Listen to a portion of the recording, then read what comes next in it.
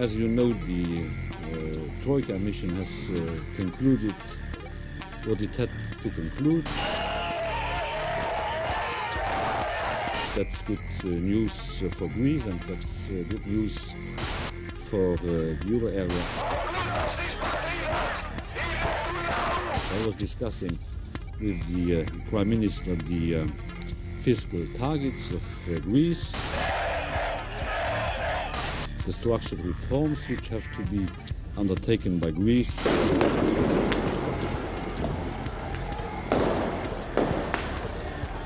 And we were, of course, discussing the privatization issue.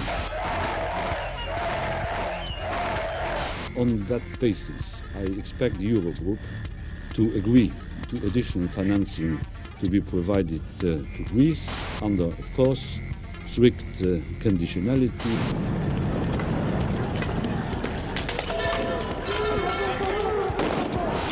We have seen a growing lack of faith in our governance structures.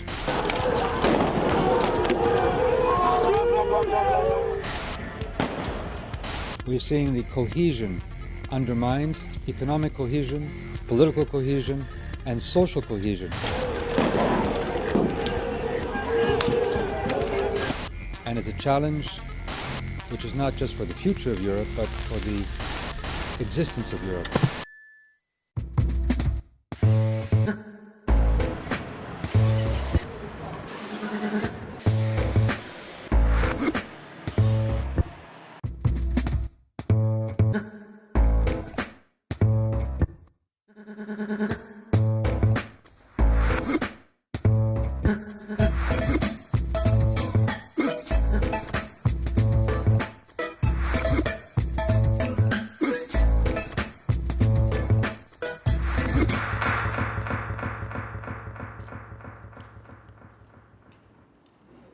When it started in 2008, nobody could foresee what would happen and how bad it would be. We could hear from here and there that the Americans had this kind of problem, that kind of problem.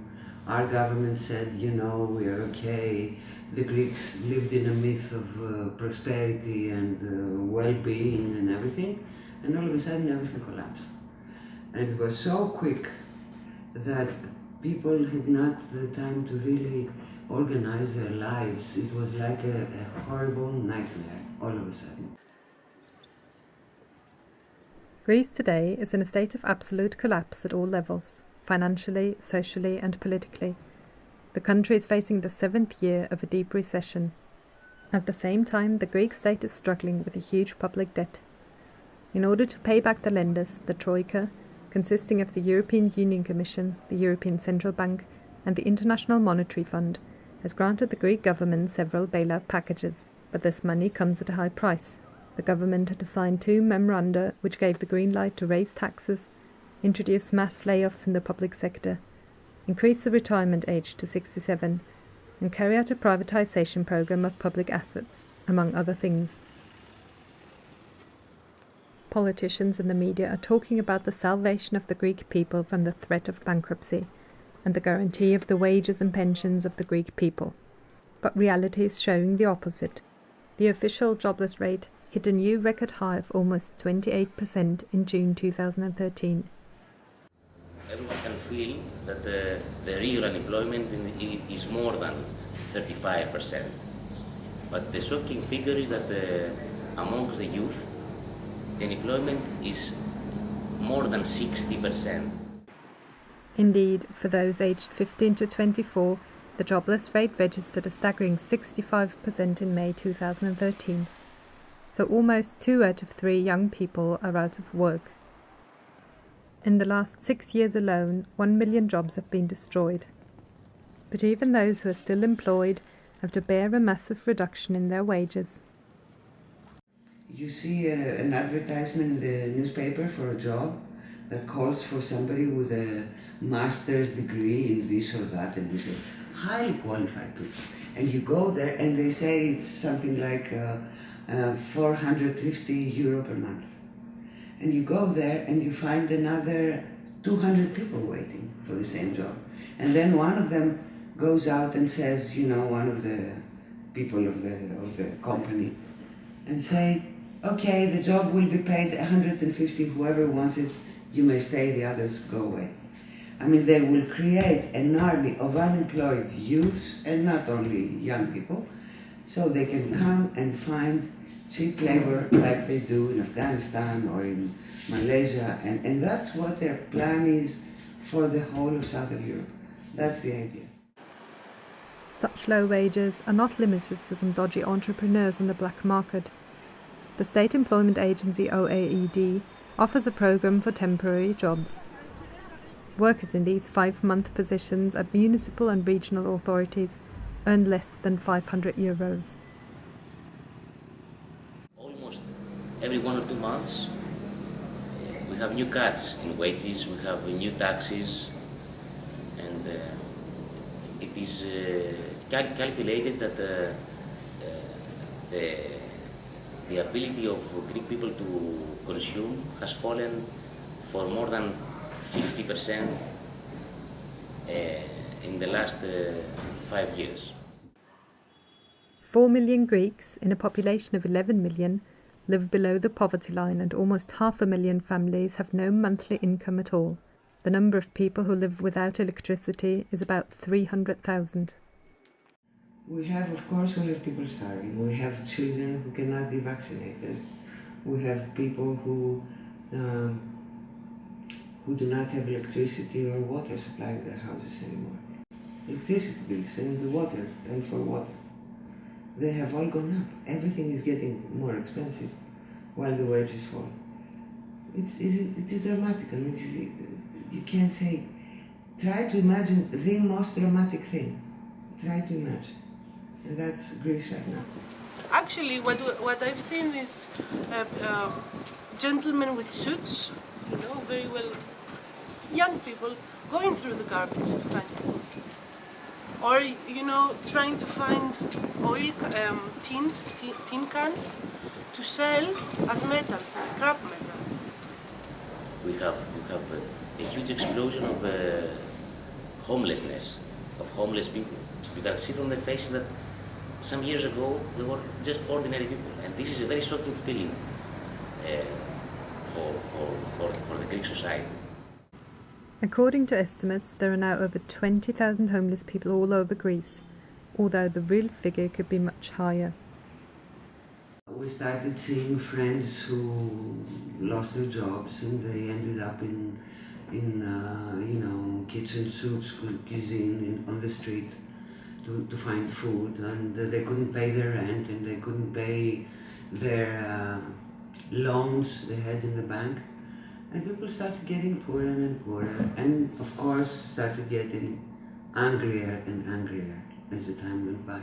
So in my neighborhood,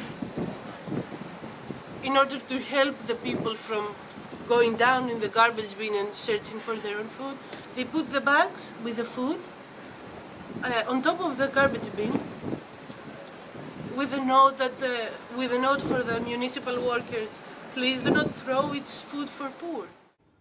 But even for people who still have a roof over their head, the austerity measures make it difficult to have anything like a decent life.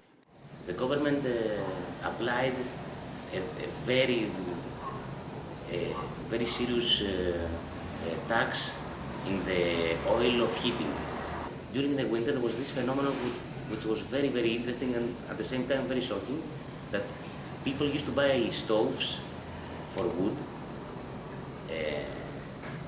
and they used to buy wood, or they used to cut chairs. They were trying to find wood everywhere in order to burn wood to get warm inside their apartments. Poor people started chopping off trees of the roads, and in order to put to the fireplaces to warm themselves. And what they also did is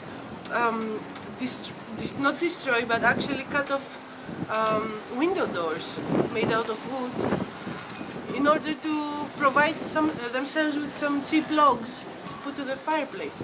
But to see how the crisis also translates into environmental problems, because of the people burning all kinds of wood in their fireplaces, we had a huge problem with the fog, the smoke. So during the winter when it was very cold, you would step out of your house and you couldn't breathe because there was a thick layer of yellowish fog, and many people with problems like asthma couldn't go out. And this situation brings Greek people back decades, not only years, it brings people decades back. That was the situation during the 40s. This is not the only aspect that reminds people of the intolerable times Greeks had to live through during the Second World War and the period afterwards. You know, orphanages now are not mostly filled with people, with children that do not have parents, but they host children that their parents cannot provide them with food. So what they do is, the unemployed parents leave their children for 5 days to the orphanage and then come back and take them for the weekend. And that happens if they have gained enough money to provide them, to feed the children. The situation is so bad that it not only threatens the life people were used to, but threatens their lives as well. The median life expectancy has fallen by 2 or 3 years, which is horrible. In peace, it's not a war, but it's still like a war. People jump off the balconies, they commit suicide, and they commit. You see this suicide that is like they commit suicide in a revolutionary way. They do it so you know. They don't just really take a drug and wait to die peacefully at home. They jump off the window. They jump off the balcony. They shoot themselves in front of you. They hang themselves in their houses. Very dramatically, very theatrically in a way. In 2009, Greece had the lowest ratio for suicide in the OECD group of industrialized countries. But according to official data, the suicide rate has doubled since then. There are now, on average, about 70 suicides or attempted suicides every month. So all this monstrosity of barbarism, where people's lives don't mean a thing. They don't mean a thing. They just squeeze you down like worms, like nothing. And the more they squeeze you down, the more you lie down and expect them to squeeze you, you know? This is something I will never understand.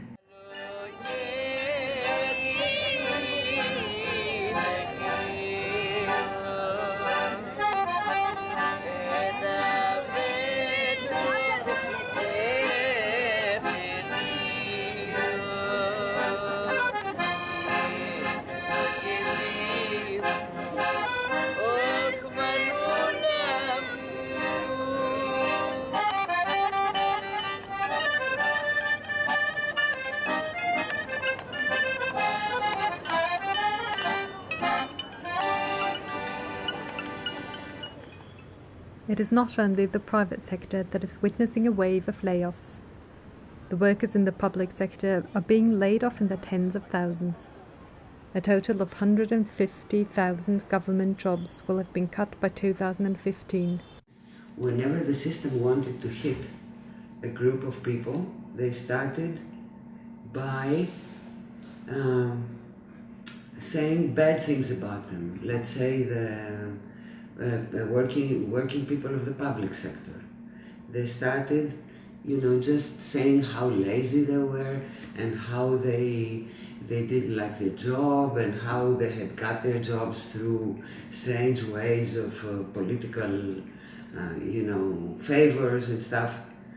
And whenever they started to hit one group, you knew that something was coming against this group. So they brought one group against the other.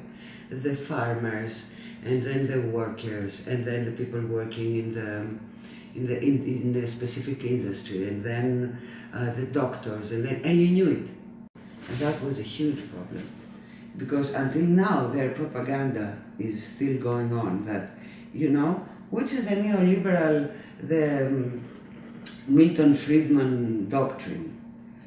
You should get rid of the social state, whatever it is, and cut jobs and prevent throw down the drain every working law or rule that has been achieved. Just before the start of the new term at university at the end of September 2013, the government announced the overnight removal of almost 2 in 5 administrative personnel from the University of Athens. This move drastically increased the ratio of non-teaching staff to students. The university's Senate announced that it was objectively impossible to maintain its operations because of the layoffs. 7 more universities around the country have also announced a suspension of all activity. Just imagine the tens of thousands of students being told basically a few days before the planned start of their academic year that they are being forced into idleness for at least a term. The higher education system is sacrificed in order to plug the budget deficit. The healthcare sector has also seen severe cuts. Many hospitals are now without proper medicine or have had to close their doors forever. A third of the population has no medical insurance and therefore no access to medical services. They kick people out of hospitals because they don't have to pay. This is something I never thought I would see in my country. When I lived in the States, and I knew it because I was working in a hospital, I said, thank God, in Europe or in Greece, we're never like this. And when I was working in the hospital in Greece, there would be no way. We had Bosnian refugees from the war coming, and people and children with leukemia, and they would need a transplant, and they would get a bone marrow transplant for free, because the state would pay. And I was proud that we were like this. On this level, and I'm not talking political, I was never proud, but on this level, at least, of social services to people. And all of a sudden they kick out. You can't go and have a baby in a maternity clinic, because if you don't work, if you don't have a job and you don't have social security, you can't pay, so you don't go. Or you go for a day and they kick you out and you get your belly and leave the hospital. As you can imagine, this whole situation is a great shock to the population. However, many have started to organize themselves in order to absorb the worst consequences and are now providing services which the state is not able to provide anymore. There are now many solidarity clinics which provide free services for people in need, with doctors, nurses, therapists working on a voluntary basis. In the Clinic of Solidarity in Thessaloniki, for example, up to 100 people daily make use of the services. Without such projects, people would be in serious trouble, as the public healthcare sector is deteriorating rapidly. Apart from these clinics, there are some other examples of people starting to organize themselves in neighborhood committees and solidarity networks. They try to give away free food or very cheap to families they need it, or they offer medical advice or medical support in organized groups. For example, in my group, we have movies every now and then, and we organize talks that really get people together and talk about the history of the crisis or the politics of the crisis, and you try to get them involved in whatever needs to be done against the crisis and organize themselves. In another example, journalists have created their own newspaper and run it as a cooperative. We went to the office of Ephemerida ton Syntacton and asked Nicholas Voulidis about the history of their project. It began last year after the closure of Eleftherotypia. Eleftherotypia was a very good and leading newspaper for around 30 years in Greece. Some of the journalists began the summer of 2012 discussing ways to publish a newspaper, a new paper, but without an editor, without a proprietor, without a magnate. A kind of cooperative newspaper. A real professional paper published every day with a circulation all over Greece. And this is η εφημερίδα των συντακτών. The meaning is the journalist's journal. We have a circulation more than 8,000 all over Greece, sometimes around 9. That is a very good circulation for a new newspaper, without money, without support, political or economic support from anybody, I mean political parties, the government, or companies, big companies. The only money is coming from the paper and from the advertisement. We want to keep our independence, and this is the essence of our line. Of course, we are against the government of PASOK and New Democracy, but we are publishing some articles from members, from cadres of PASOK, interviews from government ministers or deputies, but mainly from the center-left to the left area. The only front, it is against the extreme right. This is the only front. The decisions of economic or administrative matters is a problem of the cooperative or the company, because the cooperative has founded a company to run the paper. But on the editorial, the stuff, the meaning, the text, this is a decision of the director and the meeting of the editors-in-chief. We are gathering here, we are discussing the main themes of the paper, and we are deciding with a consensus what will be the first item, what will be the title, and so on. This is an experiment, and this is a product of the crisis. And in a way, we are trying and we want to contribute to overcoming the crisis. Of course, not by assuming the power, but writing, criticizing, contributing to the new, to the emergence of new powers, of new organizations and new parties. In Greece today, we can see many experiments in the emergence of workers' control in several companies.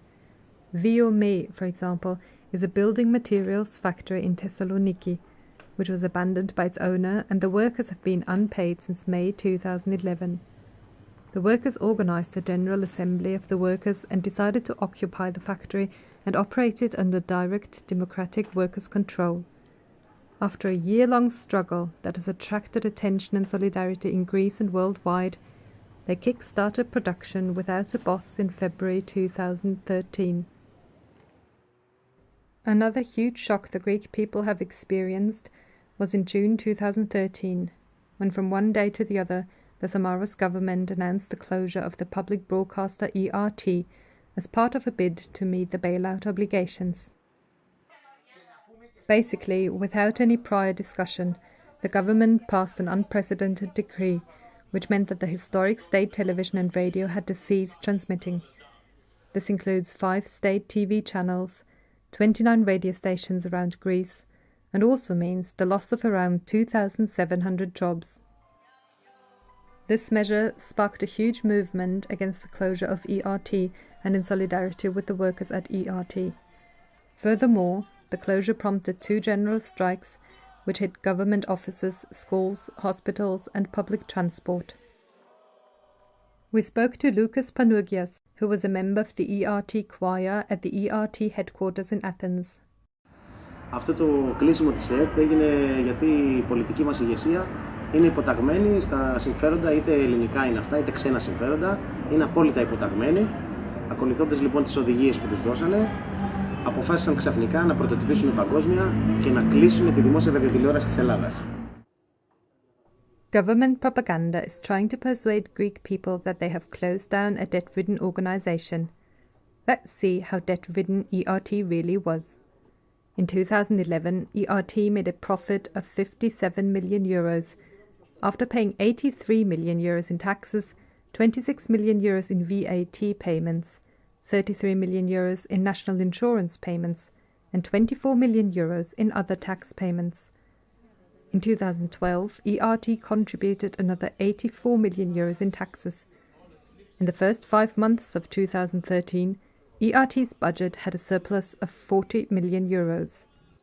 Σκέφτονται να κλείσουν τους περιφερειακούς σταθμούς αν ξανανοίξει αυτό το νέο σχήμα. Πιθανόν να μην έχουμε περιφερειακούς σταθμούς. Έχω ένα απλό παράδειγμα να σας πω για τη Ρόδο, όπου εν λειτουργία η ΕΡΤ έχει ένα πομπό των 10 kW στη Ρόδο. Ο απέναντι όμως πομπός των Τούρκων είναι 100 kW και πέφτει πάνω στη συχνότητα ή έπεφτε πάνω στη συχνότητα. Όταν σταμάτησε στη συχνότητα της Ρόδου έπεσε καθαρά επάνω της και ακούνε μόνο τουρκικό ραδιόφωνο.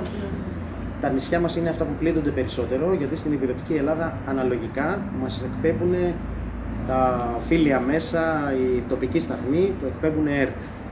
Όμως στα νησιά έχουμε πρόβλημα σοβαρό, γιατί η πομπή των Τούρκων είναι πάρα πολύ δυνατή, όπως και η πομπή των Σκοπίων είναι δυνατή και πέφτουν πάνω στην Δυτική Μακεδονία. Και έτσι δεν μπορούν οι Έλληνες, οι ακρίτες μας, δεν μπορούν να έχουν επαφή με την ελληνική γνώμη εδώ πέρα ό,τι συμβαίνει. But the journalists and the technicians of ERT did not just look on helplessly. They decided to occupy the facilities of the broadcasting company, protect the property, and run the station by themselves. As it was not possible for them to broadcast via satellite, they started to transmit their militant program on the internet in digital format. Και μετά το άλλο που ίσως θα μπορούσαμε να πούμε είναι για το πώς λειτουργεί η ΕΡΤ σαν αυτοδιαχειριζόμενη, ας πούμε, που έχουν σίγουρα υπάρχουν και τριβές και μέσα, αλλά ίσως κάποια πράγματα που δουλεύουν πιο αποτελεσματικά, ίσως πιο δημιουργικά. Από εδώ δεν μπορούμε να αποκλείσουμε ανθρώπους που πιθανόν ήταν εγκάθετοι των πολιτικών ηγεσιών, που είχαν θέσεις εδώ μέσα με μισθούς μεγάλους. Αυτό δεν αφορά καθόλου τους 2.500 υπαλλήλους. Αφορά συγκεκριμένα 100 το πολύ ανθρώπους σε κάθε περίσταση. Ο ίδιος ο Κεδίκογλου έβαλε γύρω στα 25 άτομα μόνο το 2013. Τον τελευταίο νομίζω τον έβαλε το Μάιο του 2013 και μετά από ένα μήνα έκλεισε την ΕΡΤ. Ουσιαστικά αυτό το Ρουσφέτη το είχε κάνει και φαίνεται θα το πούλησε σε αυτούς που το έκανε, ότι εγώ παιδιά σας έβαλα στην ΕΡΤ, αλλά η πολιτική άποψη ήταν ότι έπρεπε να κλείσουμε την ΕΡΤ. Σε αυτή την παγκόσμια πρωτοτυπία σίγουρα την πατήσανε από την παγκόσμια κοινή γνώμη, από τους ανθρώπους, τους τρίτους φορείς που ήταν εμπλεκόμενοι με την ΕΡΤ, όπως είναι η UEFA, FIFA, EBU, όλοι αυτοί είχαν συμβόλαια με την ΕΡΤ και μπορούσαν αυτή τη στιγμή να ζητάνε τα διαφυγόντα κέρδη τους και καλά θα κάνουν να τα ζητήσουν για να φανεί στην παγκόσμια κοινή γνώμη τι ζημιά προκάλεσαν αυτοί οι πρόχειροι σχεδιασμοί που κάνει αυτή η αστεία κυβέρνηση η σημερινή. Διαφυλάττουμε τη δημόσια περιουσία γιατί είναι λεφτά του ελληνικού λαού αυτά. Δεν είναι λεφτά κανενός από αυτών, των πολιτικών, και έχουμε υποχρέωση απέναντι στον ελληνικό λαό να τα διαφυλάξουμε. In a blow against culture, the closure of ERT does not only affect the TV and radio channels, but also the ERT orchestra and the ERT choir. Κλείσανε λοιπόν, αποφάσισαν να κλείσουν τα μουσικά σύνολα, διαβάλλοντάς τα από το στόμα επίσημα, από τα επίσημα χείλη του κυβερνητικού εκπροσώπου Σίμου και Δίκογλου. Είναι αυτός που το 2010 ερχόταν στις πορείες μαζί μας κατά της πολιτικής του Πασόκ. Βρίζοντας λοιπόν την πολιτική του Πασόκ που ήθελε να κλείσει την ΕΤΕΝΑ μόνο και τη ραδιοτηλεόραση. Αυτός λοιπόν ο ίδιος άνθρωπος που τον σώσαμε από τα χέρια των ΜΑΤ σε μια πορεία που είχαμε το 2010, είναι ο ίδιος άνθρωπος που βγήκε και έκανε το διάγγελμα του κλεισίματος της ΕΡΤ. Έκλεισε λοιπόν όλες τις δραστηριότητες της ΕΡΤ, λέγοντας ότι τα μουσικά σύνολα δεν θα ξαναυπάρξουν ποτέ. Τα μουσικά σύνολα δεν τα κλείσαν οι Γερμανοί, όμως το 1940 εδώ στην Ελλάδα δεν έκλεισαν την Εθνική Συμφωνική Ορχήστρα που από τότε υπήρχε. Και η τρεκομματική αυτή κυβέρνηση το 2013 έκλεισε την ΕΡΤ και τις δράσεις της όλες. Δεν υπάρχει λοιπόν κάποιο σχέδιο για μας. Έχουμε μία συμπαράσταση από όλο τον κόσμο. Έχουμε λάβει επιστολές και βίντεο από το Ισραήλ, από τα ευρωπαϊκά παρόμοια, από τις ευρωπαϊκές ραδιοφωνίες τηλεοράσεις που έχουν μουσικά σύνολα και λένε δεν μπορεί να συμβεί αυτό είναι χτύπημα στον πολιτισμό. We were lucky enough to take part in a rehearsal of the orchestra, which later that evening had played at a public solidarity event outside the headquarters.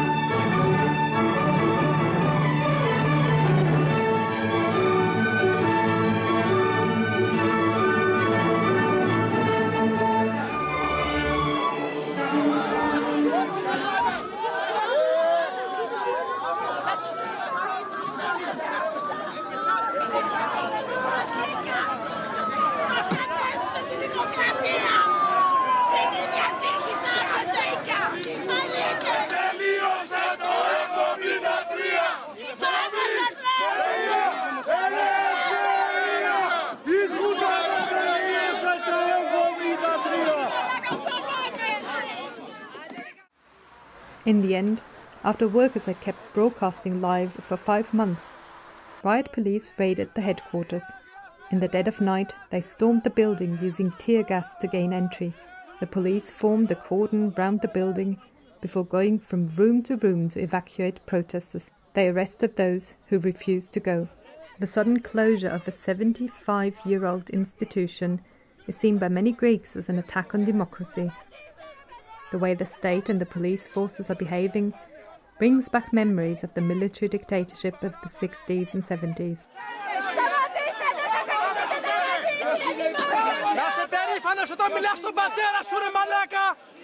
Ρε τώρα που θα μιλάς στον πατέρα σου να είσαι περήφανος ρε μαλάκα.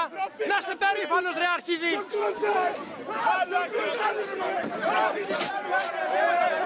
Στο μουνί της μάνας σου να το βάλεις ρε. However, all those examples show that workers themselves can run a company, a hospital, a newspaper, and even a TV channel by themselves. There's no need for a capitalist owner to decide. The workers themselves know very well what needs to be done in the production process or in running a hospital. This surely illustrates the way forward to a future society. However, at the same time it also shows the limits those experiments are facing while remaining in a capitalist environment. While a company under workers' control is able to democratically decide everything inside the factory, it is forced to operate as a cooperative according to the laws of the market. That means that it is still necessary for them to make a profit to keep the company going. Over the past decade, we have often seen a number of problems arising from this, as for example in Venezuela. It is very difficult for islands of workers' control to survive in a great sea of capitalism. And as we have seen with the example of ERT, the capitalist state is not keen in tolerating for any length of time something that could be a model for other workers to follow. Nevertheless, some journalists and technicians are still broadcasting on the internet from the former ERT facilities in Thessaloniki.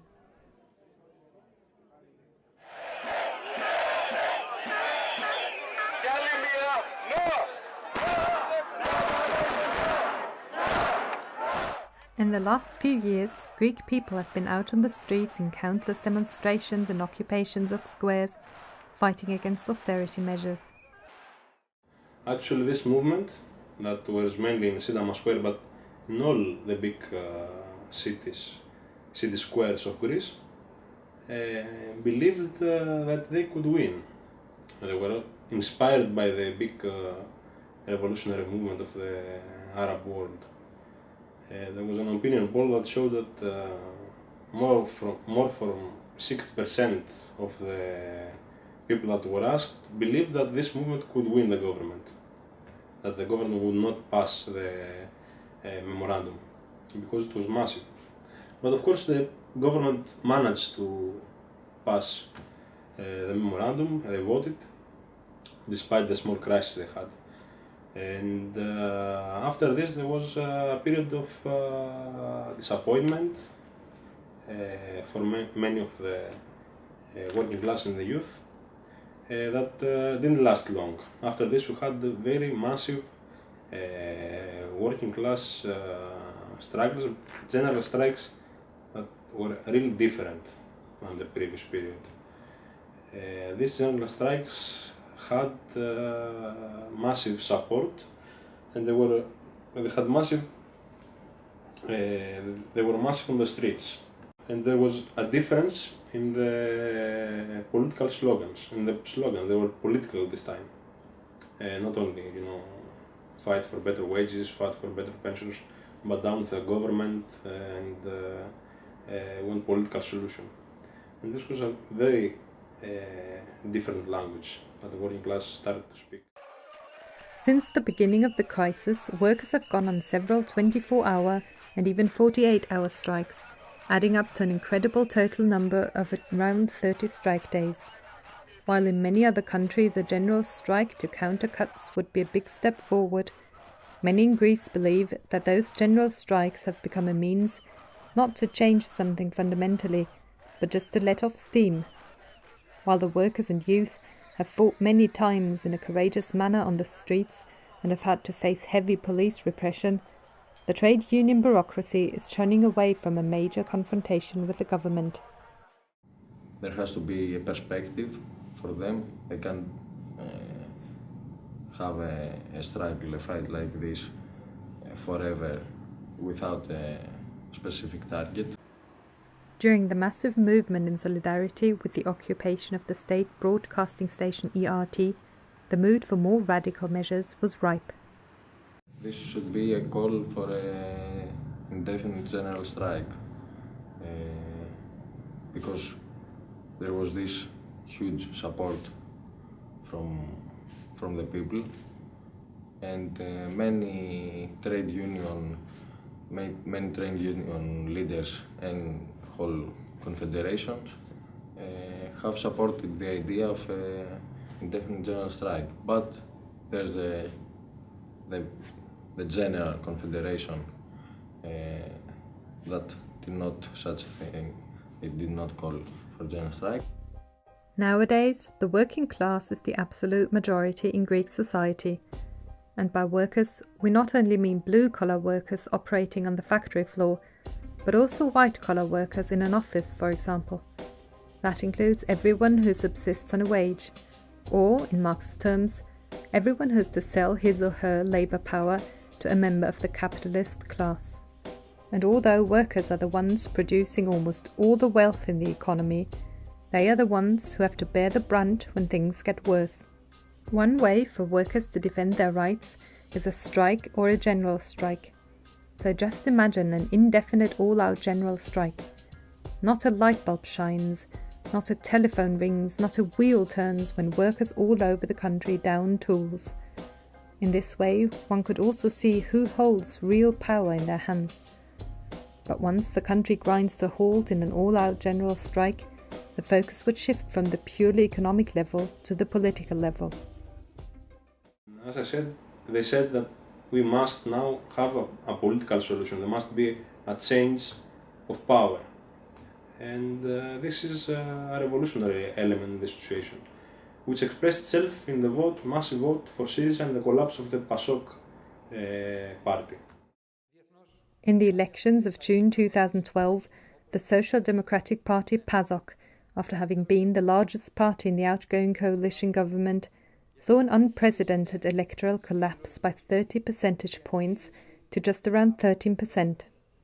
This was due to the fact that the leadership of that party betrayed its own party base by carrying out austerity measures.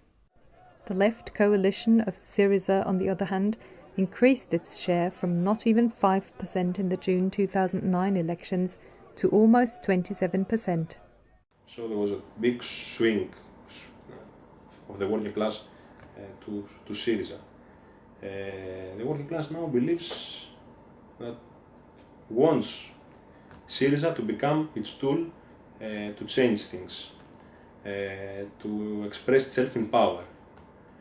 Of course, Syriza didn't win for only a few thousand votes, and this puts us in a new period of disappointment, but a totally new one. Now the working class have no illusions about the government. They know it's going to attack them hard. They know it's weak. It's a three-party government that could collapse anytime. The Conservative Party New Democracy was the largest party after the elections. However, it only managed to piece together a coalition because of the bonus of 50 MPs that the party coming first gets on top of the MPs it got in the elections. The collapse almost came true, as the DEMA party resigned from the government because of the decision by the Prime Minister Samaras to close the public broadcaster ERT. That leaves only two parties, New Democracy and PASOK, in an unstable government. Despite the vicious campaign against Syriza in national and international media outlets, Syriza and its leader Alexis Tsipras were the biggest winners in these elections and came second. With the organisation of popular assemblies to mobilise the people for the electoral struggle, the slogan of the left government and a programme based on the rejection of the austerity measures, Syriza quickly gained the confidence of millions and became the main workers' party. Syriza also got the biggest share of votes among young voters. Since then, there were huge pressures against Syriza. So there's a tendency from big parts of the leadership to succumb to these pressures or to make steps backwards. And in return, this creates disappointment to the people who voted for Syriza, for the cancellation of the memorandum, for the deletion of the debt, the cancellation of the debt, for the slogan of the left government. Now they see small steps one after another backwards from the Syriza leadership, and they get disappointed, especially the younger layers. The main problem with the Syriza's program is that it believes that capitalism can become friendly to the working class, and that all the crisis is just misunderstanding that can be resolved with Keynesianism and Keynesian policies. This misunderstanding that a solution can be found within the limits of this system and the pressure from the Greek and the international bourgeoisie is precisely the reason why the Syriza leadership is trying to tune down the programme of the party. Instead of insisting on the slogan of a left government, which would mean a united front with the Communist Party KKE, they are now suggesting collaborating with the right-wing party Independent Greeks. Tsipras, in a symbolic act, also met German Chancellor Merkel in Berlin and US President Obama in Washington. The leadership wants Syriza to be seen as a pragmatic alternative in order to renegotiate the terms of the memoranda. Syriza has a program that it can't give any solution now to the basic problems of the working class, because it depends on some illusions. One of the main is that believes that the European Union, the capitalist European Union, will keep giving them money for them to do social policy, which is not going, of course, to happen, because if Greece starts taking money from the European Union to give to the pensioners and the workers, then this Spain will ask the same, Portugal will ask the same, and the German bourgeoisie is not ready to do such a thing. You don't have a mass turn of people and youth and workers to organize in Syriza, to become members of Syriza. It's still an electoral support. This is partly because they have become skeptical, having second thoughts about the intentions of Syriza leadership. And this also has again the effect that there's less pressure from the movement to Syriza leadership. However, Syriza is the leading party in the opinion polls, and it is still the force that could change society. The communist tendency of Syriza believes there is a need for political and trade union militants to get organized inside Syriza and change the party's program from within, to bring it up to the task which is imposed by the situation Greek society is facing. The communist tendency of Syriza is a tendency of members of Syriza who support the need not to go back and move away from the radical slogans, but on the contrary, the need to radicalize even more the program of the party, the slogans, its attitude during strike movements or other movements.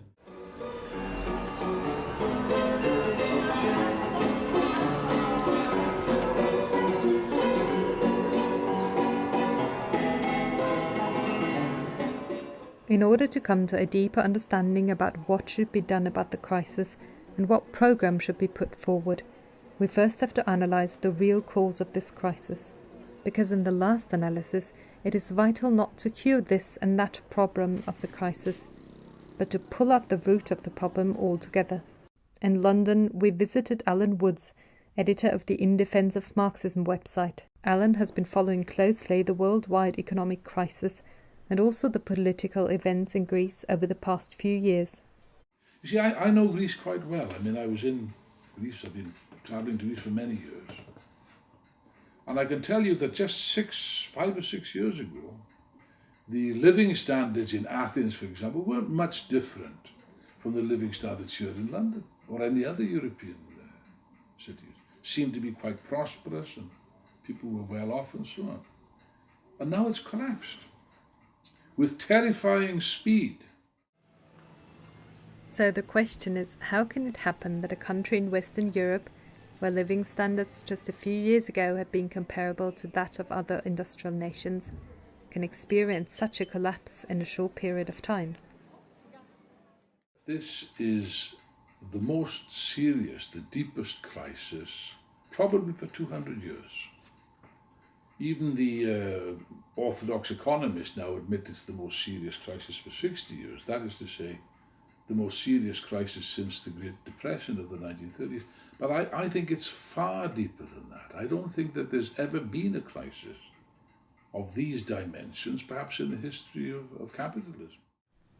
The immediate trigger for this crisis was the bursting of the housing bubble in the United States in 2007, which spread like a wildfire around the globe. But how can it be that the bursting of this speculative bubble in the US and the subprime mortgage crisis that followed caused the whole world economy to collapse like a house of cards, with catastrophic consequences in one country after another? Scratching the surface, we have to look deeper. We have to ask not for the trigger, but the ultimate cause of the crisis. The orthodox economists, the capitalist economists, haven't got the faintest idea. They can't even explain why the crisis exists. The nearest that they can come to some kind of an explanation is that they describe the crisis as a crisis of credit. A credit crunch is the expression in English. Now this, frankly, is an explanation which explains nothing. Marx dealt with that. You know, they used the same explanation in Marx's day, that crises are caused by credit. Well, not so. The first thing one would have to ask in dealing with this alleged explanation, a question which is never asked, is what is credit? You know, they never asked that. And all that credit is, Marx explained that a long time ago, all that credit is, it's a means whereby the capitalists, the bourgeois, can avoid a crisis of overproduction by expanding the market beyond its natural limits. You know, and credit has been expanded colossally into unheard of extent in the last period. At the end of 2010, a staggering $52.6 trillion of credit was outstanding in the United States. In 1971, the ratio of total credit to the gross domestic product, GDP, that is the value of all goods and services produced within the country, was 150%. In 2011, this expanded to 354%. In other words, credit has been growing much more rapidly than the economy for the past 4 decades. You see how they try to expand the market, expand demand, in order to absorb the goods and services which are being produced by artificial means. Now, of course, you know what happens when you get a credit card. There's a little bit of plastic that people carry around in their pockets. Marvellous thing, you know, a credit card. Marvellous thing. Because with a credit card, you don't need any money. You can buy a car or a holiday in the Caribbean or perhaps even a house, I don't know. No money is required. It's wonderful. Yes, it's wonderful, but it's got one slight problem, which you may see what it is.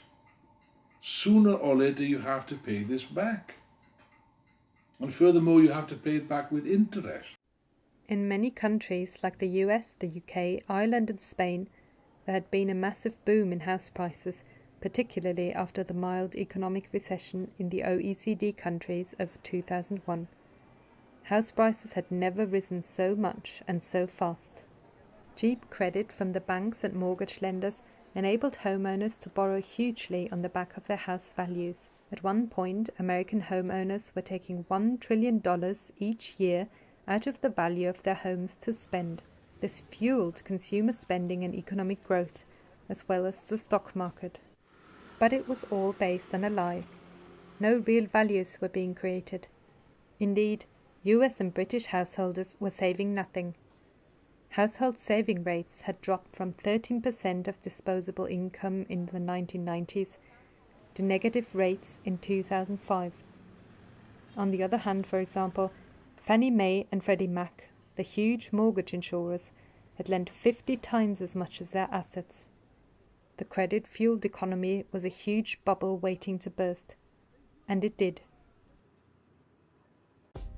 Eventually, house prices got so high in the US that first-time buyers could no longer get on the housing ladder.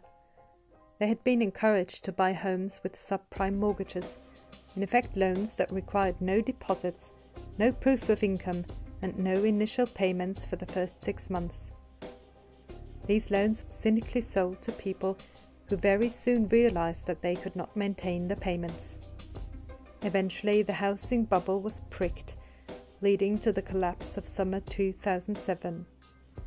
It was then that the banks and other financial institutions realized they were in trouble. They had made these loans and had then packaged them up as bonds or securities to be sold and sold again around the world to all sorts of people. The risk of default on the mortgages was therefore spread around or diversified. In reality, it just meant that when the housing bubble burst, it affected not just mortgage lenders, but all sorts of investors, big and small. But according to the dominant economic theories put forward over the last few decades, this crisis should never have happened. After the collapse of the Soviet Union, in 1992, Francis Fukuyama famously put forward the idea of the end of history, by which he meant that capitalism had finally triumphed over communism. They put forward a theory called the efficient market hypothesis, which is supposed to be a new theory. Of course, it's not new at all. It's a new version of what was known as Say's law, which was around in Marx's day. And Marx answered that particular idea at the time. The argument was that under capitalism, although we're not supposed to say capitalism now, you're supposed to say the free market economy. Sounds much nicer. The argument was that the market, if it's left to itself, will automatically regulate itself, and that therefore it's not possible to have a crisis of overproduction as Marx predicted, because supply and demand will balance each other out. Now this is false. There is no such automatic regulator in the market system. On the contrary, the capitalist system has an inbuilt central contradiction, which is overproduction, whereby constantly production overshoots the narrow limits of the market, and this is precisely what you have at the present time. In Greek mythology, there was a character called Procrustes who had a nasty habit of cutting off the legs, head and arms of his guests to make them fit into his infamous bed.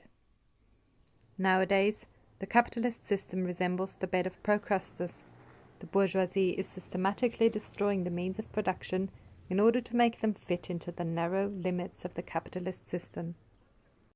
I'll give you one example. Look, olive oil is very nice, it's very good for you. It's very tasty for food, you know. It's very good for your health. They're tearing up. It takes a long time to create an olive tree, by the way. It takes many, many years. They're tearing up the olive trees. Olive groves that have been there for hundreds of years in Spain. Why? There's too much olive oil. How can there be too much olive oil? It's ridiculous.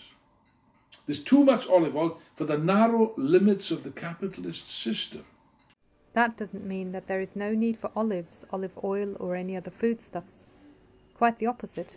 Millions of people around the world are starving or malnourished.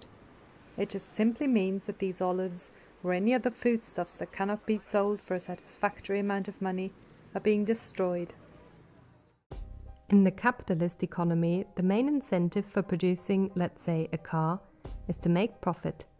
A capitalist who owns a car factory hires workers to produce and assemble the different parts of a car. At the end of the day, the capitalist is interested in a higher return than the money he had invested in the beginning. Therefore, he has to sell these cars for a price which covers the investment in machinery, the cost of raw materials, the wages of the workers, and on top of all that, surplus value, which he extracts from the labour power of the workers. But not everyone who needs a car has enough money to buy one. Demand is limited. Our capitalist might be just fine if he were on his own, but there are many other car companies who all compete against each other. Our capitalist, therefore, has to invest in new machinery to outcompete the other producers. In this way, he can gain a temporary advantage and he needs fewer workers and is able to produce more cheaply. But he can still sell his cars at the same or slightly cheaper price than all the other producers. But sooner or later, other industrialists follow suit and also invest in new machinery, because if they don't, they will no longer be competitive. This leads to a reduction in the socially necessary labour time for producing a car, and at the same time to a fall in the rate of profit. This process of production, investment and competition continues until the point is reached where there is an overproduction of cars which can no longer be sold. The automobile industry is, of course, a key industry because it entails all kinds of things. Beyond the automobile, beyond the production of cars and lorries and ambulances and trucks and bulldozers, it also involves steel, chemicals, plastics, paint, woodwork, you name it, all kinds of things are entailed. So lots of industries are dependent on the automobile sector. But at this moment in time, as I am speaking, the excess capacity, the global excess capacity on a world scale for the automobile industry is approximately 30%. Okay, 1/3. But what does this mean? Well, it means that Volkswagen, Ford, General Motors, Fiat, Citroën, you name it, all these companies, could close 1/3 of all of their factories tomorrow and sack all the workers. And they still would not be able to sell all the cars which they're able to produce at what they consider to be a suitable rate of profit. Not only are the different industries interdependent, but also the industries of different nations are closely intertwined. Similar figures for overproduction can be observed today in one industry after another, such as steel and shipping, and in one country after another. And with rising unemployment, the market shrinks even more as workers no longer have wages to buy commodities. One way of getting around the problem of overproduction was precisely the expansion of credit, so people could still buy a house, a car, a TV screen or other products. However, in contrast to the period before 2007, banks are now more reluctant to lend money to people who may not be able to pay back the loan. So, are there other mechanisms for getting out of a crisis? First of all, you can stimulate the economy by reducing the interest rate. Okay? That stimulates consumption and it increases the rate of profit and so on. The slight problem, however, the rate of interest at the present time is near to zero. So how can you reduce that? You're going to have a negative rate of interest. That means that banks will pay me to take out a loan. I can't. I mean, the bankers are maybe a bit crazy, but they're not that crazy. So that particular avenue is closed. They've used it up. The other means would be by increasing state expenditure. The state could spend its way out of the crisis, you know. This is what the Keynesians are arguing. They continue to argue this. Yes, but that doesn't make sense either. As the right wing point out, as the monetarists point out, they've got huge deficits. So how can you increase state expenditure? You're increasing indebtedness, which is a colossal burden on the economy, and that's perfectly true. In other words, what I'm saying to you is that the mechanisms by which the bourgeoisie normally would get out of a crisis have already been used up. Another attempt is that of the US Federal Reserve by pumping liquidity into the economy. which is what they call quantitative easing, or in other words, printing money. First of all, so far this has been proven useless for increasing production. The capitalists borrow money at low rates of interest and use it to speculate on the stock markets. They either use it to take over other companies or to buy shares in their own companies in order to drive up the prices of these shares. But this is a policy subject to the law of diminishing returns. The effect is less, and therefore even bigger quantities are needed to produce the same results. It resembles a drug addict who every time needs to pump a bigger dose into his system in order to get a high. Sooner or later, quantitative easing must end in an explosion of inflation. This in turn will lead to a sharp increase in interest rates and a new and even deeper slump. As soon as the Fed announced its intention to end quantitative easing, there were sharp falls on the stock markets all over the world. Now I'll make a prediction. Unless and until they can clear this colossal excess capacity, and unless and until they can get rid of this mountain of debt which is weighing like a milestone on demand, there is no solution to this crisis. They can't solve it. They argue that it's credit. Well, if that's the case, if it's credit that's the problem, then you could solve the problem quite easily by throwing money at it. And by God, they have thrown money at it. They've thrown trillions of dollars into the banks and so on, trying to get the banks to lend money, to boost productive investment. The bankers argue, of course, they're doing okay, aren't they, the bankers? Everyone else is suffering as a result of this, but the bankers are continue to pocket their exorbitant, obscene bonuses, and people begin to notice it. But let's leave the question of the bonuses to one side. They're not lending. And as for industry, what's the point? I ask you, what's the point in investing in creating new productive capacity when they can't sell the goods which they're producing at the moment? So therefore, this of course, is not the answer. Non-financial companies in the United States are sitting on a mountain of more than $2 trillion in cash at hand. There are similar figures for European companies, who also have a cash hoard of 2 trillion euros. In Britain, the cash hoard of companies has been growing by £75 billion annually since the crisis began. But this money is just not being invested. In theory, the purpose of making profit is to reinvest and hence give incentives to innovation and create jobs. Capitalism in this regard had a progressive role in its early days. However, nowadays the capitalist system has outlived its progressive role. Trillions of dollars and euros are hoarded and concentrated in a few hands, while on the other hand, millions are finding it difficult to make ends meet. In the 90s and the 80s, where vast profits were being made, obscene profits were being made, in this huge carnival of orgy of money making. Now I cannot remember, I don't know about you, but I cannot remember a single occasion when at that time a banker would stand up and say, hey, look, I'm making rather a lot of money. I think maybe we should give a little bit to the state, perhaps maybe to build a few hospitals or money for the old age pensioners. Can you remember a banker ever saying that? No, I can't remember that. I don't think such a speech was ever made. However, what they used to say, the state must stay out. You know that? The state must not interfere with the economy. There must be no regulation. No, this was supposed to be an impediment against, the market, against free enterprise and so on. Okay, so as a result, you get this orgy of speculation. When it collapsed, as it inevitably had to collapse, what did they say? They say, well, we've made a loss, too bad, this is the market, this is free enterprise. Oh, no. Did they say the state must stay out? The government has got no role to play? They didn't say that at all. They went rushing to the state, to the government with their hands outstretched, not asking for money, but demanding money. That's a criminal offence, in this country at least, to demand money with menaces. The attempt to save the banking system and big companies by injecting huge amounts of state money, that is taxpayers' money, is one of the main factors behind the recent massive increase of state debt.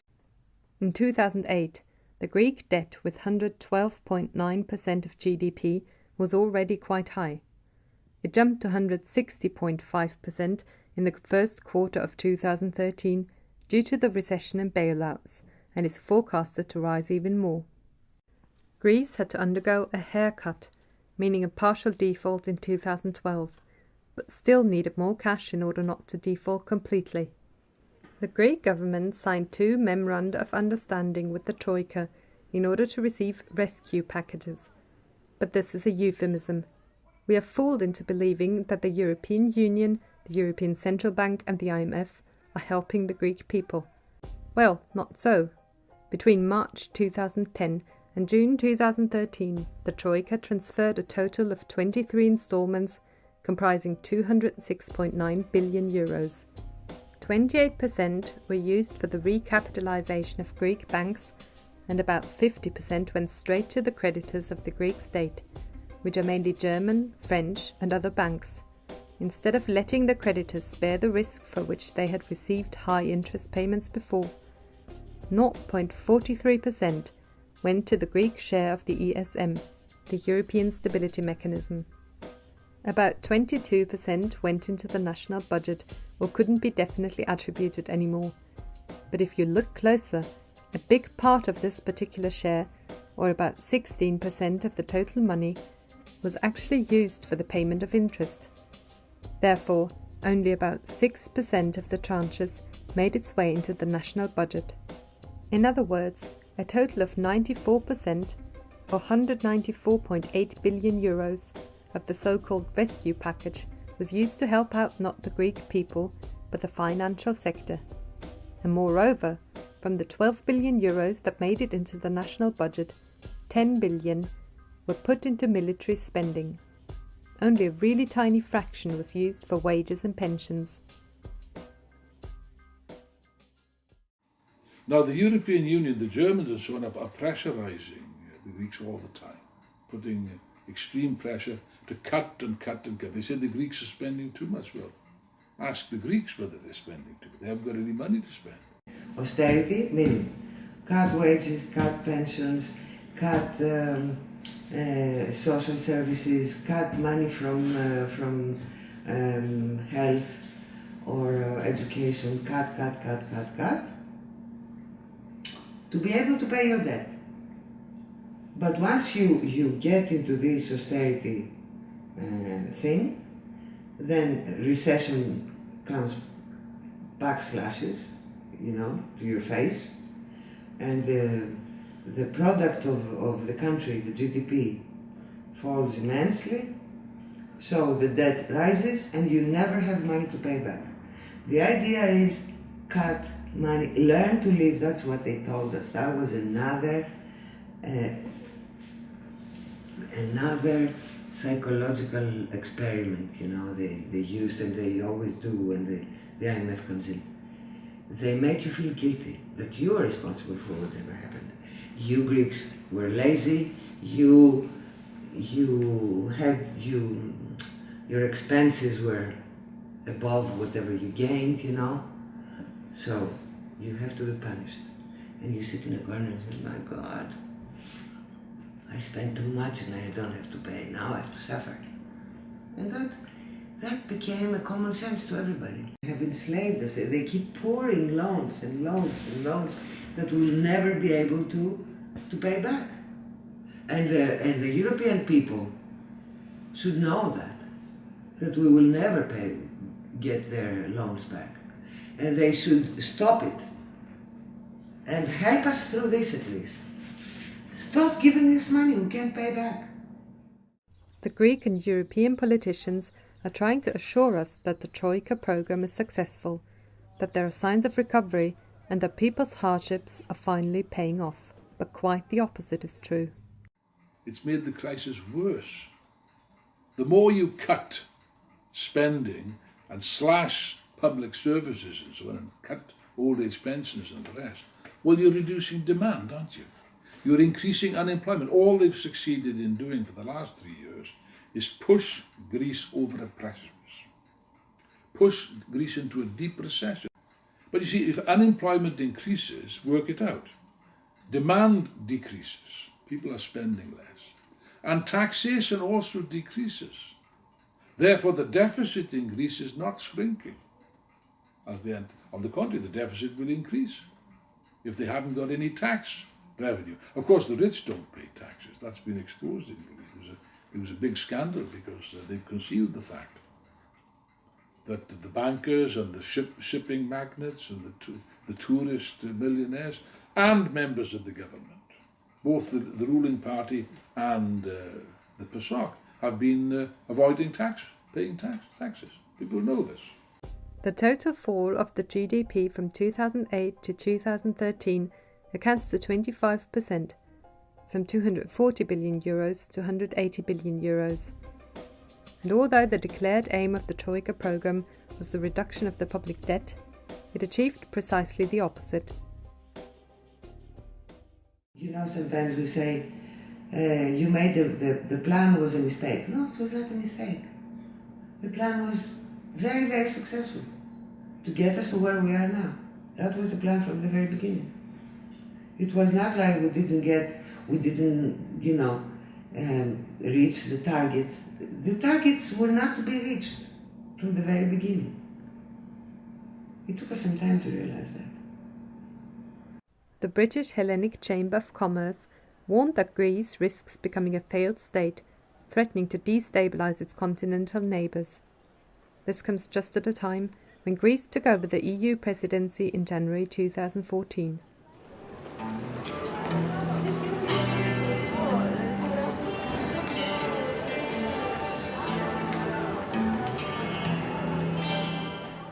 The question remains why especially Greece and other southern European countries are facing this deep crisis as compared to a country like Germany, which is at the moment still better off and is the one dictating the terms of the Troika programme. The creation of the European Union was an attempt on part of the European bourgeoisie, mainly the French and Germans, to overcome the limitations of the nation-state by creating a common market, which was supposed to lead to greater union. The introduction of a common currency was supposed to constitute a major step in that direction. However, on a capitalist basis, the attempt to create a rigid currency arrangement that was supposed to be equally applicable to economies as different as Germany and Greece was bound to fail. It could work as long as the boom lasted, but the advent of a slump has brought to the fore all the national contradictions and antagonisms. The euro is not the cause of the crisis of European capitalism, but it has enormously exacerbated the problems, especially of the weaker economies. In the past, the Greek and Italian governments could partially get out of trouble by devaluing the currency. Now this route is barred to them. The only alternative is what they now refer to as internal devaluation. As products cannot gain competitiveness through the devaluation of the currency, wages must be driven down instead. This means a regime of permanent austerity and a tax on living standards. The main factor for the imbalances in the European Union are the different strengths of the productive sector. Through the European Union, Greece was forced to change and become a country of services. We would be the waitresses of Europe, to wait on tourists. That would be our fate. We had sectors of economy, of production and factories that were very, very good, and they had developed for years, and they had experience, and they shut it down because they were not competitive anymore. This competition thing, they were not competitive. So we were left.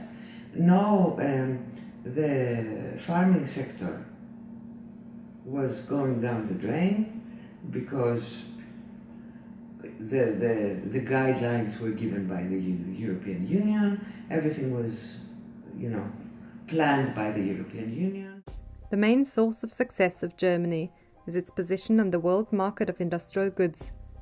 It used perfectly the lowering of the interest rates in the southern European countries that followed the establishment of the Eurozone. Basically, it exported industrial goods and financed the export through giving credits to the buyers of its goods at the same time. This led to an uneven development of the current accounts of the European nations.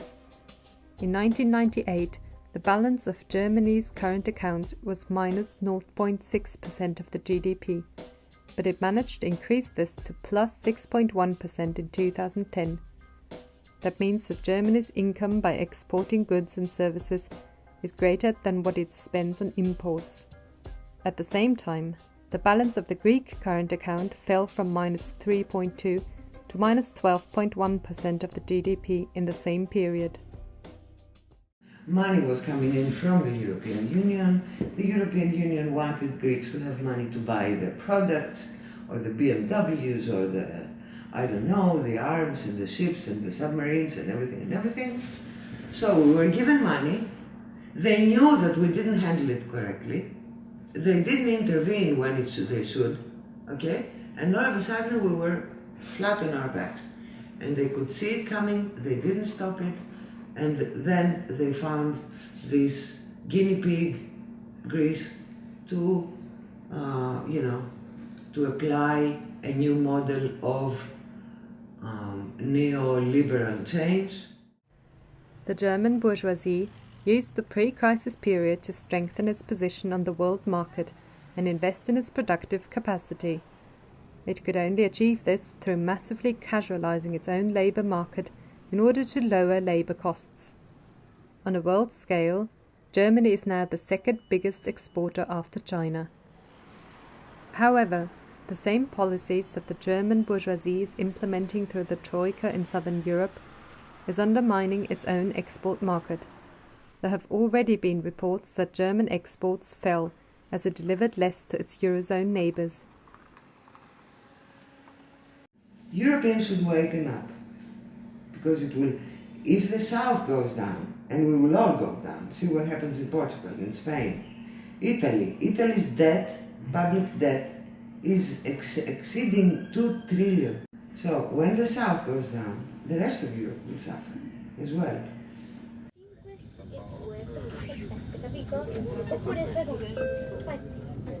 Buongiorno, il treno fermerà a Bologna Centrale e arriverà a Milano Centrale.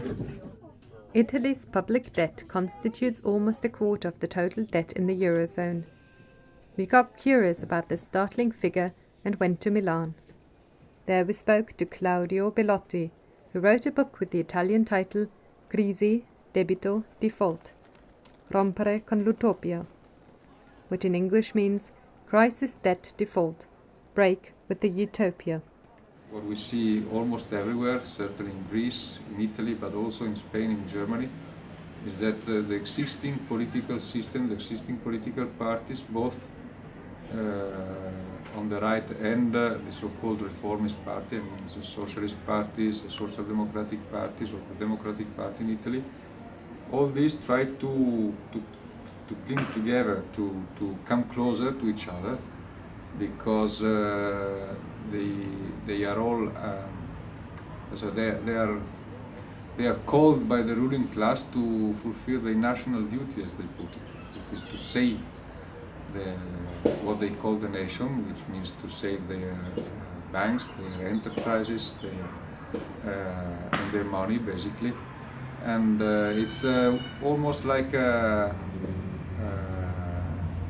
war coalition. The Italian Prime Minister Monti said we are at war. And he said we are at war to save Italy, to stay in the euro, but what they actually mean is we are at war against the people, against the workers, against the pensioners, against the youth, in order to withdraw every single reform and every single element of the welfare state, of social reforms which were conquered in the past through very hard struggles. The terminology, the propaganda, the ideas was precisely a war propaganda. We must pay back the debt. We lived above our possibilities, and which is quite fun to be told by people who work for Goldman Sachs for hundreds of thousands of euros or dollars wage every year. Basically, we had two main positions in the political debate. The government said we must pay full stop, and therefore every measure is justified for that. And the center-left and also the trade union leaders who said, well, we accept the idea that the debt must be repaid, of course. We must be serious. As they say, we must do our homeworks. But we would like to have it done in a, how do you say, more human way, with more equality. The rich people should also pay something, and we should not destroy the economy by repaying the debt. But it was just noise, because after all they voted everything in parliament, and as far as the trade union leaders, they did absolutely nothing to stop these measures, particularly the counter-reform on pensions, which was very, very hard and came on top of 20 years of gradual counter-reforms. Italy has seen a number of huge demonstrations and strikes against those austerity measures in the last few years. The workers and youth fought a courageous fight against the measures of the government. But as in Greece, also in Italy, general strikes became a tool of the bureaucracy and the trade union leadership to let off steam without changing anything substantially. The politically advanced layers try to find a way out of this situation. When in some sectors of the left, of the trade union left, of more left-wing forces, including the Rifondazione Comunista and other forces, a debate came out on the question, is it really necessary and correct that we assume we have to pay for this debt? We thought it was a step forward, because it was in a situation of national unity, of union sacrée. At last someone began to say, well, we shouldn't be paying. The workers, the pensioners, the youth shouldn't be paying for that. In 2012, the Comitato Non Debito, the No Debt Committee, was formed. It is an umbrella body bringing together several organizations. Although it is not a mass movement, it was thanks to them that the first nationwide protest took place against the former National Unity government, headed by Mario Monti. Of course, the idea that the working class must not pay for the crisis is absolutely correct. But this doesn't just reduce itself to the idea of default, because some radical economists put forward the idea that the point is that the states must have the right to default, like a private enterprise or like a family when they cannot repay their debts. And seems that this idea was very clever, very attractive. But as a matter of fact, the question of the national debt is just one aspect, one manifestation of the crisis, if you like. And to default can mean many different things.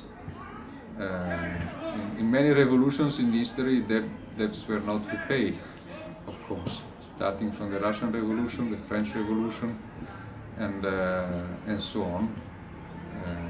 But in itself, the idea of default was bent to another meaning, that is, that could be enough to avoid the worst consequence of the crisis without questioning the system as a whole. The supporters of the Marxist tendency of falce martello have been part of the Comitato Non Debito from day one. They put forward their ideas in the committee in order to deepen people's understanding about the real cause of the crisis and what should be done with the debt. We led a polemics against this and other superficial analysis of the nature of the crisis, because at the end, if you look at the very essential point, all these analyses have a common starting point, although they do not declare it openly sometimes. That is, that you can separate finance or finance capital from capitalism in general. or that you can have good finance and bad finance, and you must just fight the bad finance, the speculations and so on, and to save the good finance. This is pure Keynesianism, both from a theoretical and a practical point of view, and I think that this is linked to the dream that we can in some way go back to the 60s or to the 50s, to the so-called golden age of the post-war boom and of Keynesian policies. But the fact that the public debt in the G20 economies has been increasing since the mid-1970s is precisely an expression that this golden age came to an end many decades ago. The mechanism of the public debt is, like credit, an integral part of the functioning of the capitalist system. As it is not possible to separate finance capital and industrial capital, it is not possible to separate justifiable from unjustifiable debt, as the proposal for an audit to review the debt suggests. It is an attempt which tries to cherry-pick the positive sides of capitalism and reject the bad things, whereas in reality they are two sides of the same coin. There has been a sort of campaign saying the point is to build committees to review the origin of a national debt, to see which part of it should be repaid, which part should not be repaid, and so on, which is basically a nonsense. It's a waste of time, as a matter of fact.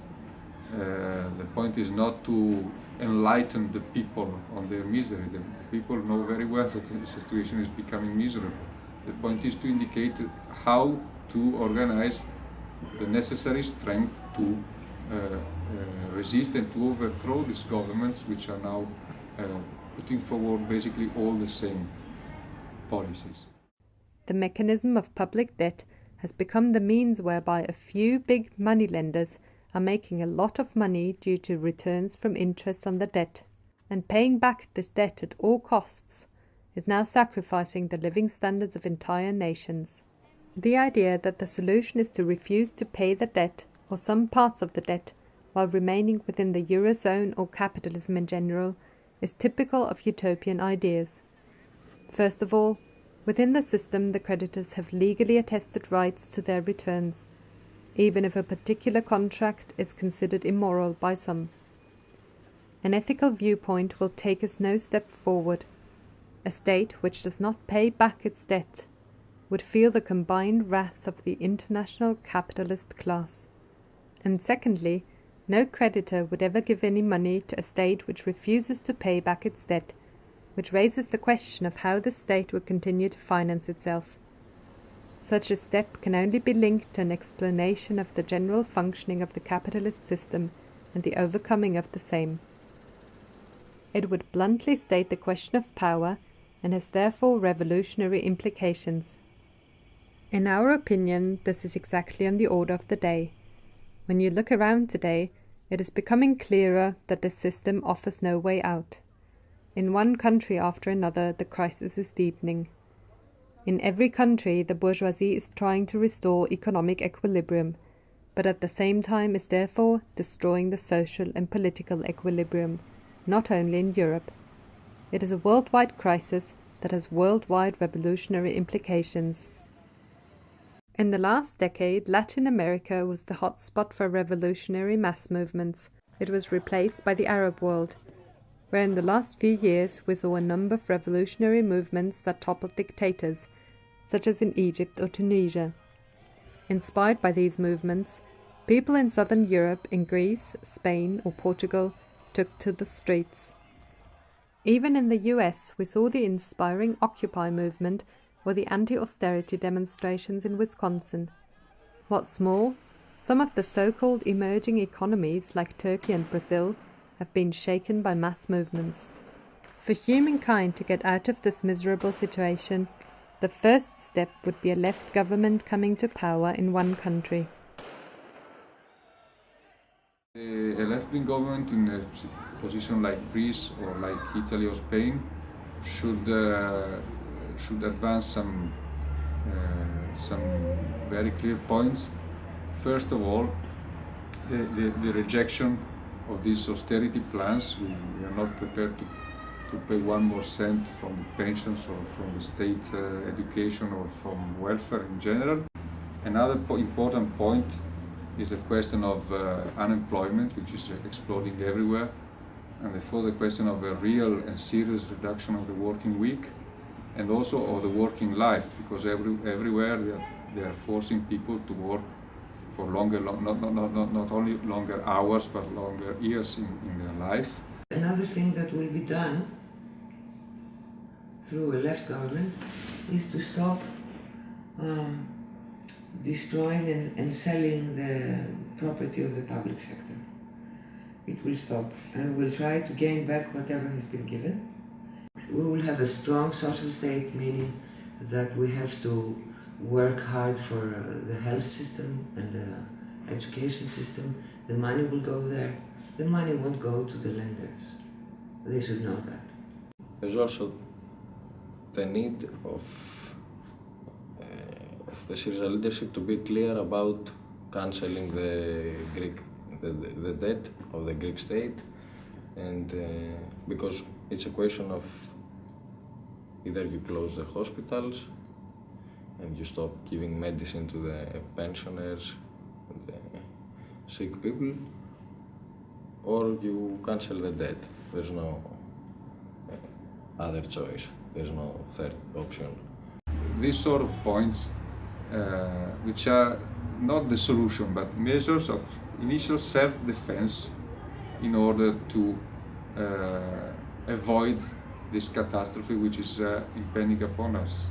The idea is not just a question of to pay or not to pay back this debt or part of it, but to take control of all the resources they have, which are absolutely needed. This crisis is a huge shock for the youth and the working class, and that has an effect in people's consciousness, what they believe about their lives, about society. If you ask an ordinary man or a woman, if you put forward the question, what do you think that should happen in Greece? And if you ask him, do you really believe that a revolution should take place in Greece? They will say, yes, we need a revolution. Maybe they cannot understand what that means, or what does a revolution mean, or how will it be. But this reflects the consciousness of the people that they have realized that very, very serious things must change in order to make their lives better.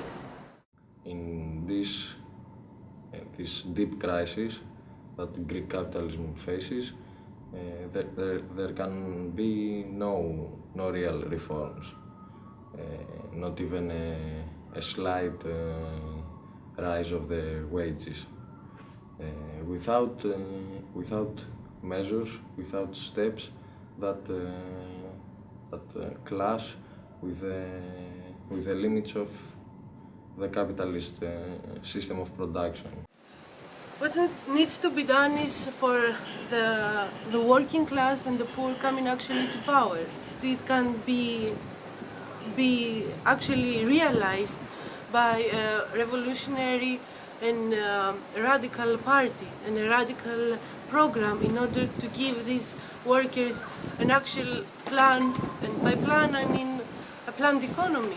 You know, there is so much wealth in the society that's just being used by very few people, while others search in the garbages in order to find some food. Workers' control should be established by law. In every company, in every factory, workers can use this right. Because after all, what we saw and what we are witnessing now in Spain, in Greece, in France, is that despite all the things they said for 30 years, not only the working class still exists, but it's still the force which can rally all the other oppressed layers in society in a struggle for a real change, for a change of the system. The radical stuff will be the banks. The banks will be put under public control. The very same minute. Why should we, the ordinary people, the working class, the middle class, the old age pensioner, the sick, why should we, who have least money, be subsidizing the banks for failure? Surely what ought to be done is that they should be nationalized, I would say nationalized, without a single cent of compensation. They should be made to pay money back. What do you mean compensation? When they've robbed us for decades. You know, it should be nationalized under democratic workers' control without compensation. The banks and the finance houses and the big industries also, such that we could plan the economy. With a planned economy, a democratic, a rationally planned economy, that's the only way really we can get the economy moving again. Because on the basis of capitalism, and by the way, they've admitted this, at least in Britain they admitted it. They've said the other day, it was on the news, there is no way in which the middle and low income people in this country, and that goes for all other countries as well, they cannot even begin to recover their purchasing power until the year, 2024. Another 10 years, in other words, of falling living standards because the capitalist system does not work. Now, this, of course, to me seems, apart from immoral, it seems to me to be highly irrational. Why shouldn't it be possible to plan the economy? I mean, every time I go into a supermarket, one of these big supermarkets like Tesco, I'm surprised. I don't know. Tesco can plan in such a way that they know exactly how many loaves of bread are needed in this area, and it's a big area. Exactly how much milk is needed. Exactly how many tins of beans are needed. They know exactly. You know. Well, if you can have that degree of planning within in a supermarket, why can't you have it for the whole of society? Of course you can. It's entirely possible, on one condition, that the basic levers of economic control are in our hands, in public hands. In the hands of the state, if you like, yes. Am I in favour of state control? Well, of course I am, on one condition. The industry and the banks must be in the hands of the state, but the state must be in the hands of the working class. We're in favour of complete democracy. You see, with a planned economy, it would easily be possible to reduce the working day, not to 30 hours, but to 20 hours a week, and increase production. You know, how would you do this? Well, look, isn't it absurd that you've got millions of people unemployed, while those who remain at work are working longer hours than ever before? Isn't that absurd? What we would say is, if there's unemployment, share the work. Let everybody work and work less hours. So therefore, as long as the profit motive is what decides, then you will never get a satisfactory human existence. What we would say is that the introduction of modern machinery and technology, which we're in favour of, should serve to reduce the working day to a minimum expression, thereby freeing people to develop themselves physically, mentally, intellectually, spiritually, if you like. To give people that most precious of commodities, which is spare time.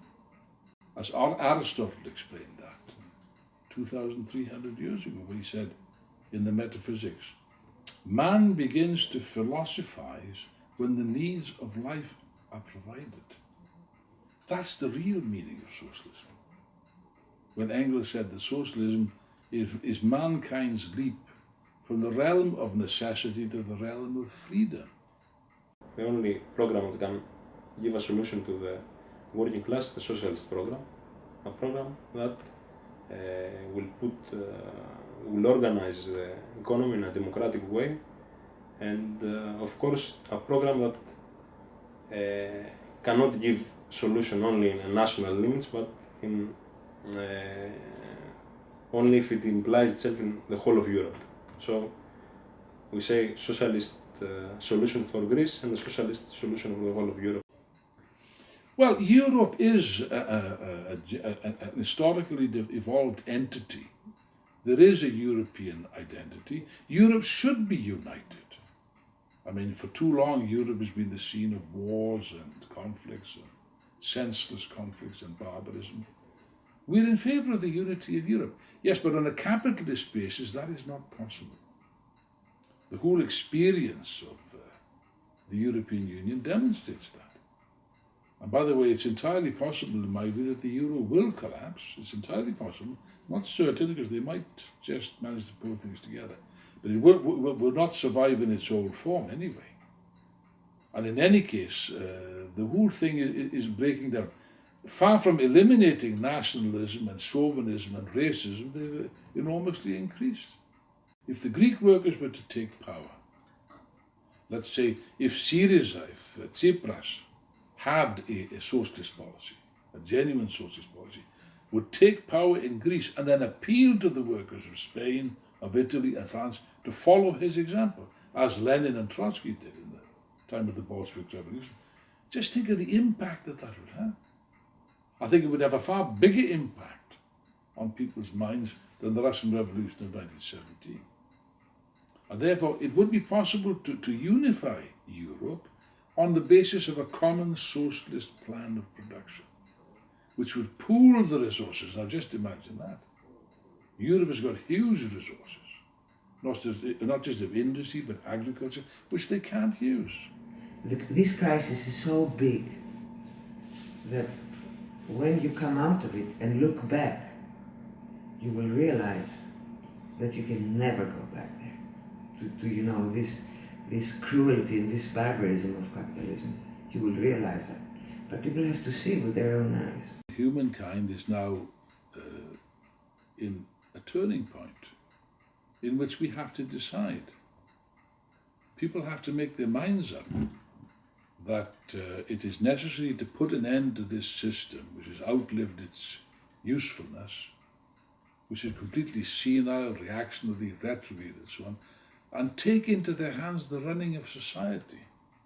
Yes, but that presupposes a serious struggle. One can say that at the present time, the old society is dying on its feet. The new society is struggling to be born. Yes, but that can be quite a painful and prolonged process. It is therefore up to us, up to the Marxists, to do everything in our power to shorten this process, to make it less painful, to make it less difficult. And the way that one does that is by fighting within the organizations of the working class for the only program and policy that can succeed. That is to say, the ideas of Marxism, the marvelous ideas, the profound ideas of scientific socialism, which were worked out over 150 years ago and which have never been more relevant than at the present time. And therefore, in conclusion, I would like to appeal to all of you, to the workers, the youth in particular, to assist us in the building of a Marxist alternative, to help us in the building of the international Marxist tendency, and to participate in the only cause which is worthwhile to sacrifice and struggle for in the 21st century, that is to say, the sacred cause for the emancipation of the working class and the victory of socialism on a world scale.